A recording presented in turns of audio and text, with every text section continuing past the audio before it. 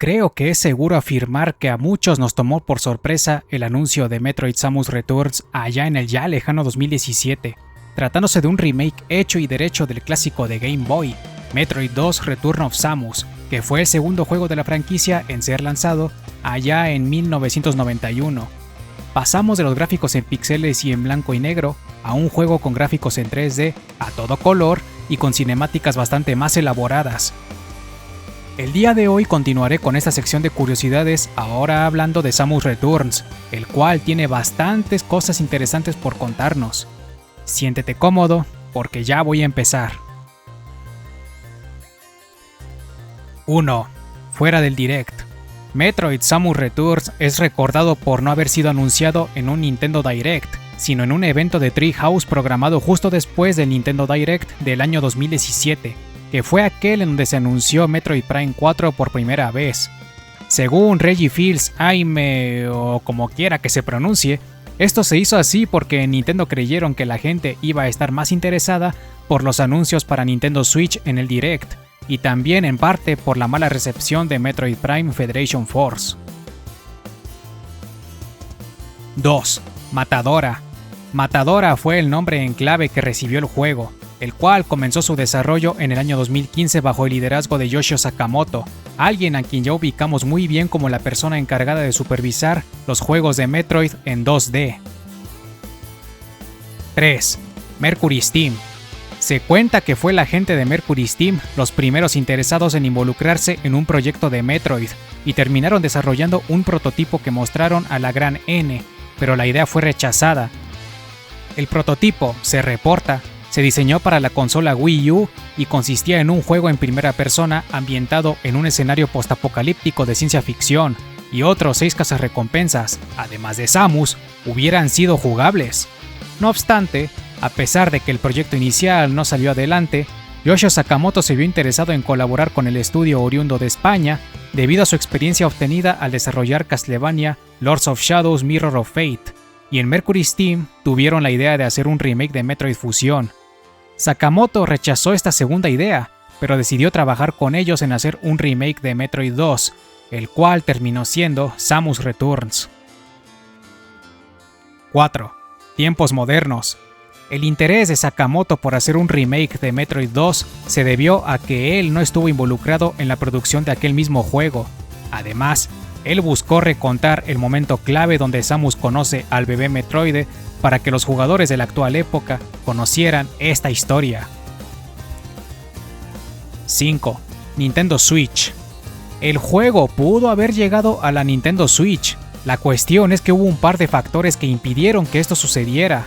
El primer factor fue el parque de consolas, habiendo millones de Nintendo 3DS vendidas en un momento en el que Nintendo Switch apenas iba a ver la luz del día. El segundo motivo fue la ventaja de las 2 pantallas de la Nintendo 3DS que, según Sakamoto, permitieron hacer un mejor uso del mapa sin restarle experiencia al juego. 6. AM2R. Sakamoto, y por definición también Nintendo, estaba al tanto de la existencia de AM2R, el remake fan hecho por Milton Wasti durante la década de los 2010. Y si bien Sakamoto nunca vio a detalle el juego, declaró que apreció que Milton, alias Dr. Mario 64, se preocupara tanto por la franquicia. Reggie también sabía de la existencia de AM2R, y en una de sus declaraciones llegó a insinuar que Nintendo exigió la baja del proyecto para proteger las ganancias de Samus Returns. 7. Ediciones especiales. Cuando en América tuvimos como edición especial una caja gruesa cuyo contenido era la caja plástica del cartucho y un CD de música de varios juegos de la saga, en Europa tuvieron la mejor edición especial. Allá, la llamada Legacy Edition traía un código de descarga para jugar Metroid 2, un Steelbook con la forma del cartucho del juego original, el mismo CD de música, un pin dorado, un llavero con la forma de la morfosfera y un libro de arte de 40 páginas. Esta situación me recuerda al meme del multimillonario acaparando el agua, siendo justamente el que estás viendo en pantalla ahora mismo. ¿No lo crees? 8. Controversia. Uno de los aspectos más controversiales del juego, aparte del caso con AM2R que ya mencioné, fue el hecho de haber bloqueado un modo de dificultad adicional, ya que no era algo que podía desbloquearse jugando, sino que el juego obligaba a usar una figura amiibo para poder acceder a este modo de dificultad adicional, siendo el modo fusión, donde Samus posee el traje fusión y la dificultad del juego incrementa aún más. El mayor problema, sin embargo, es que se requería de un lector NFC externo para poder usar el amiibo si acaso lo tenías, pues la consola 3DS en sí era incapaz de leer la figura a diferencia de la consola Wii U. 9. Traje fusión. Ya que hablamos de este traje, hay que resaltar el hecho de que Samus Returns marcó la segunda vez en la que el traje fusión apareció como contenido adicional, siendo en Metroid Prime el primer juego en donde esto ocurrió, e igualmente era un contenido difícil de obtener, ya que requerías un cable, una consola Game Boy Advance y también el cartucho de Metroid Fusión. Además, fue a partir de Samus Returns donde el diseño orgánico en forma de hilos azules se hizo canon, ya que en Metroid Dread se vuelve a apreciar este aspecto fibroso de las secciones azules. Recordemos que en Metroid Fusión, las partes azules parecen plastas de pintura, así que, en mi opinión, Mercury Steam hizo un trabajo fenomenal con el rediseño. 10. Introducción. Un detalle curioso de la introducción del juego es cuando se cuentan los sucesos de Zero Mission, pues en un panel vemos a Samus enfrentando a Mother Brain, al mismo tiempo que los Metroides atacan a la cazarrecompensas. Este panel no encaja del todo con la realidad, pues en Zero Mission enfrentamos a Mother Brain luego de haber eliminado a los Metroides Centaurian. Puestos a teorizar, sin embargo, este panel puede servir para reivindicar que Mother Brain es capaz de controlar a los Metroides con su telepatía, algo que se afirmó en Metroid Other M y que también era una habilidad crucial en los planes de los piratas espaciales. Por lo tanto, este panel también refuerza la teoría de que los Metroides no se salieron del control en Zero Mission, sino que Mother Brain los liberó a posta y sin importarle en lo más mínimo las vidas de los piratas cebesianos apostados Centaurian. 11. Rayo Spacer. Samus Returns fue la primera vez en donde se volvió imposible mezclar el rayo Spacer con el rayo de plasma. Recordemos que esto era imposible de hacer en Super Metroid, ya que al equipar el rayo de plasma, automáticamente se desequipaba el rayo Spacer. Y antes de que siquiera lo pienses, no cuenta Metroid Fusión, ya que en este juego el arma que dispara 3 rayos a la vez se llama rayo ancho, que tal vez será lo mismo, pero no es igual. 12. Rayo de hielo. Metroid Samus Returns es el primer juego de la serie en 2D donde el rayo de hielo actúa como un arma secundaria que no puede mezclarse con el rayo normal. Algo similar se vio en Metroid Prime, donde no solo el rayo de hielo, sino el rayo de ondas y de plasma funcionan como armas separadas. Además, esta versión del rayo de hielo, vista en Samus Returns, es la más débil de todas, siendo incluso más débil que el rayo normal en potencia bruta. No obstante, contra los Metroides resulta ser un arma eficaz por su debilidad contra el frío. 13. Hombreras de Samus. Por razones desconocidas, las hombreras del traje básico son planas al igual que el primer traje que Samus usa en Zero Mission. Esto resulta extraño puesto que Samus obtiene el traje legendario en Zero Mission, tratándose de una armadura que cambia las hombreras a la icónica forma redonda. Las hombreras planas también se perciben en Metroid 2, Super Metroid y Metroid Prime, aunque aquí se puede justificar por el hecho de que Zero Mission salió después de aquellos juegos. Por otro lado, las sombreras se tornan redondas al obtener el traje climático, pero la cosa no acaba ahí, pues estas sombreras redondas son las más grandes que jamás se hayan visto en otro diseño de armadura. En serio, Mercury Steam exageró con sus dimensiones. 14. Rayo normal. Es curioso porque en el idioma inglés este rayo recibe el nombre Power Beam, un nombre que hasta ese entonces era exclusivo de los juegos de Metroid Prime, pues en los juegos 2D anteriores el arma era llamada rayo normal o simplemente rayo. El nombre Power Beam volvió a ser visto posteriormente en Metroid Dread, otro juego en 2D. 15. Elementos Prime. De mano con la curiosidad anterior, y si fuiste observador, habrás notado que el juego contiene múltiples elementos rescatados de los juegos de Metroid Prime. Están algunos tonos musicales, como el que se escucha al abrir un sello Chozo,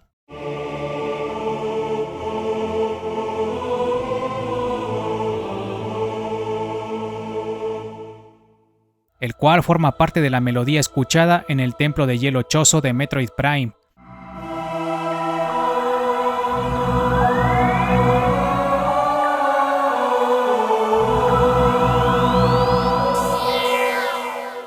En la secuencia de inicio, cuando Samus está cruzando la atmósfera de SR-388, se reproduce el mismo tema escuchado cuando Samus llega a Aether y Norion en Metroid Prime 2 y Metroid Prime 3 respectivamente.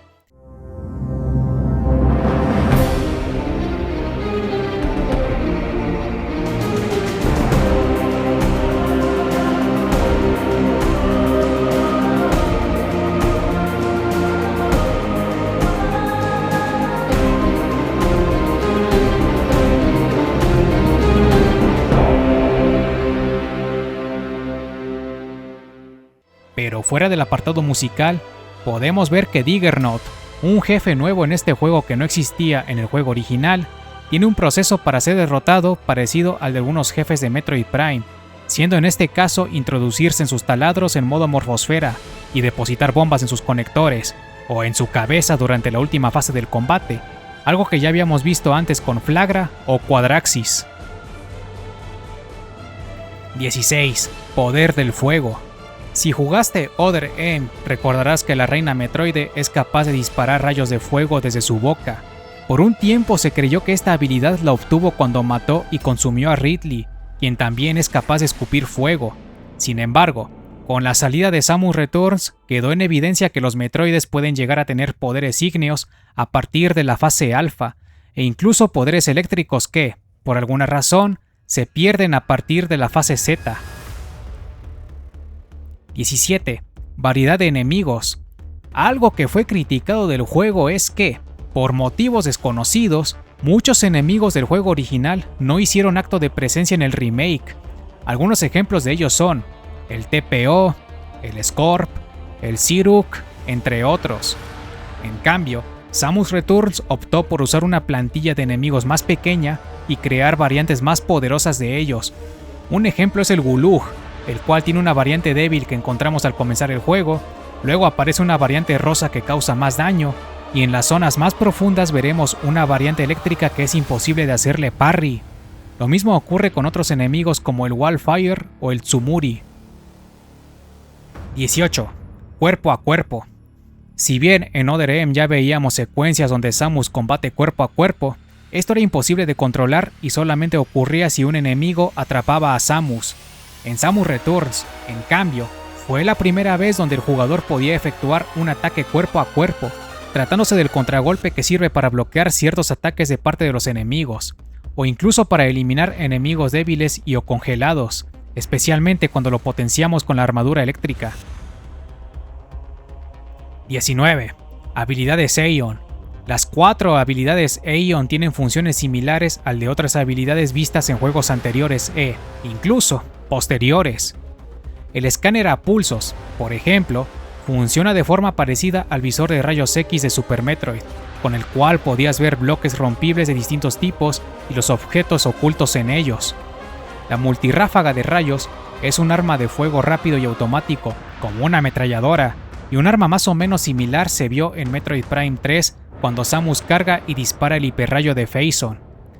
De la armadura eléctrica que te protege de todo tipo de daño directo, pudiéramos decir que se parece un poco a los combos de rayo que aparecen en Super Metroid, ya que cubren a Samus y dañan a los enemigos al mismo tiempo, pero también se parece a la barrera psíquica que Samus puede invocar en Metroid Prime 4 al invertir cierta cantidad de misiles.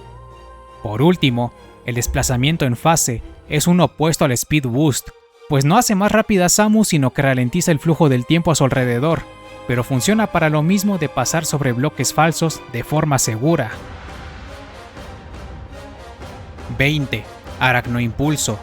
Una técnica del juego consiste en usar las bombas de energía en tándem con la aracnosfera, lo que permite que la morfosfera salga disparada en línea recta hacia el lado opuesto hasta chocar con una superficie u obstáculo.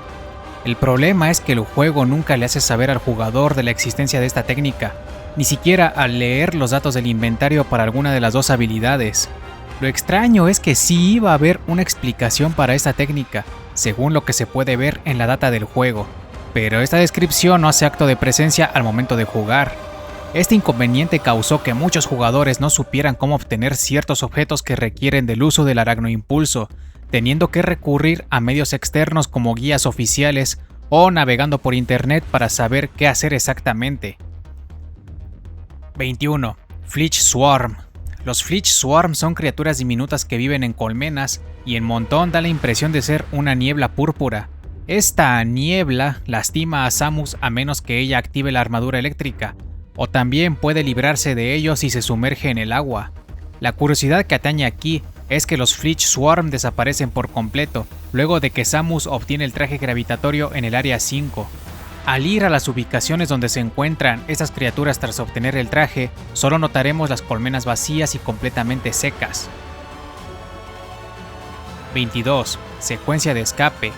Al igual que en el juego original, Samus Returns carece de una secuencia clásica donde Samus debe escapar de un sitio a contrarreloj.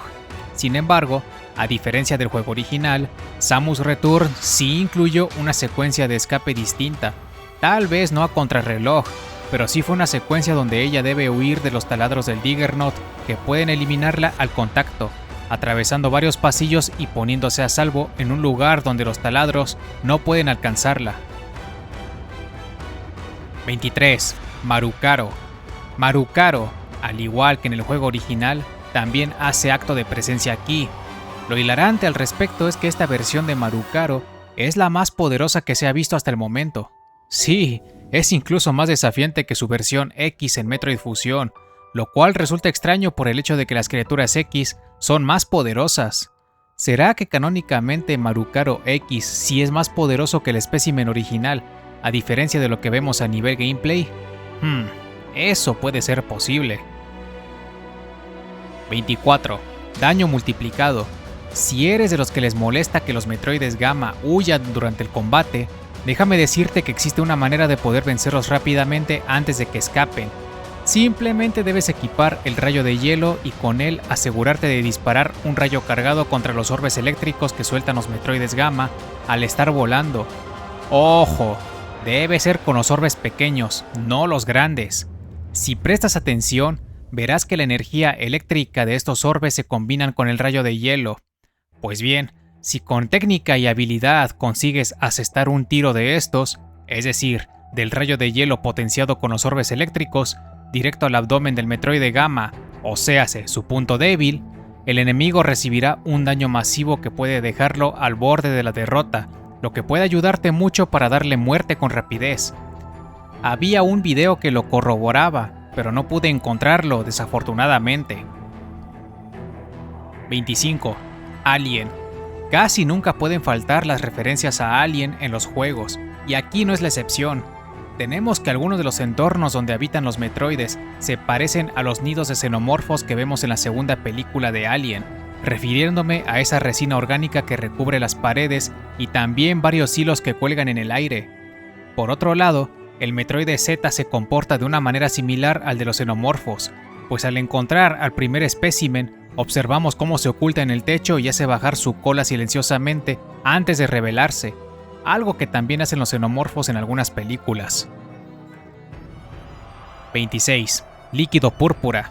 Son pocas, muy pocas las criaturas que parecen resistir esta sustancia de los Chozo.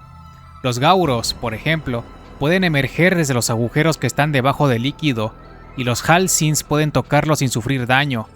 Sin embargo, en las partes profundas donde se concentra este líquido, no se encontrará ningún tipo de enemigo, no hasta que Samus drene las cavernas, que será cuando la fauna comenzará a repoblar estas zonas.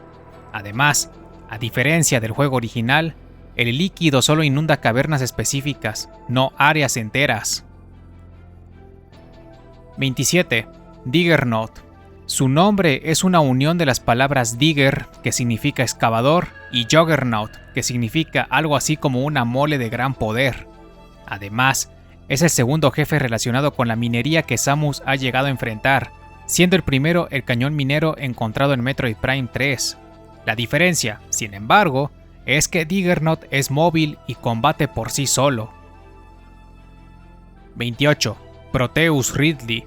El nombre Proteus se creyó que fue un invento de la guía de Prima Games, pues no aparece en el juego, ni siquiera en la data. Yo también lo creía, hasta que me enteré que siempre sí, que sí es un nombre oficial, pues así lo llamó Raquel Cornejo en una de sus ilustraciones, siendo ella una artista que trabajó en este juego. Proteus es Proteo en español, siendo un dios marino de la mitología griega, conocido por su adaptabilidad y versatilidad. Esta forma de Ridley posee algunos de los implantes cibernéticos de su forma anterior, Meta Ridley, pero ahora la herida de su pecho ha sanado, sus alas originales se han restaurado y en general ya posee más partes orgánicas completamente recuperadas. Por último, gracias a esta aparición sorpresa, o eso si no te comiste el spoiler por culpa de uno de los trailers del juego que Nintendo lanzó, Ridley fungió por primera vez como el jefe final de un juego.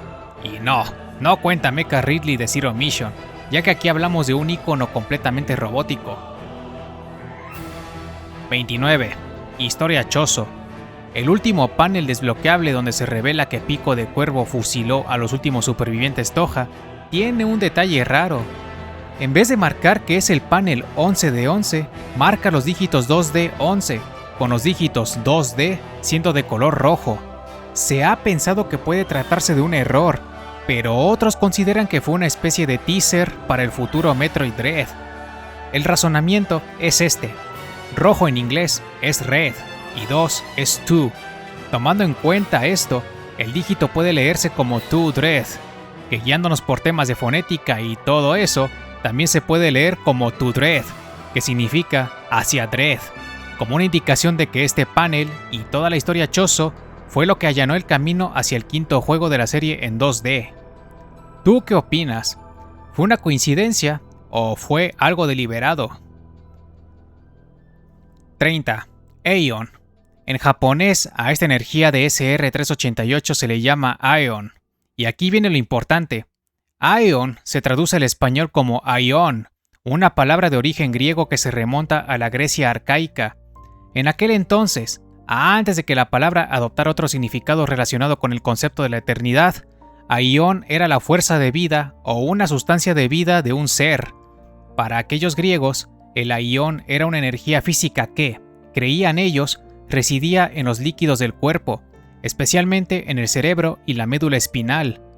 Esto indica que el aion realmente es esa fuerza de vida de la que se alimentan los Metroides, siendo también el mismo elemento que los piratas fallaron en identificar durante sus estudios en Talon 4. Tal vez eso explica que el rayo básico, tratándose de un arma que aprovecha la bioenergía de Samus para convertirse en un rayo, sea amarillo como el aion. Tal vez por eso los Metroides se enfocan la mayoría de las veces, porque ha habido excepciones, en atacar las cabezas de sus presas. Aquí es cuando digo que hubiera sido interesante que Metroid Dread profundizara en el aion, pero desafortunadamente no lo hizo. Con eso concluimos este nuevo capítulo de esta serie de curiosidades. La próxima vez tocará el favorito de muchos y todo un referente para muchos videojuegos, Super Metroid. Hasta entonces, habrá que esperar. Ojalá no sea mucho tiempo. Como siempre, te doy las gracias por tu apoyo en forma de vista, de suscripción y de pulgar arriba a este video. Soy Aurora313, nos vemos en el siguiente video.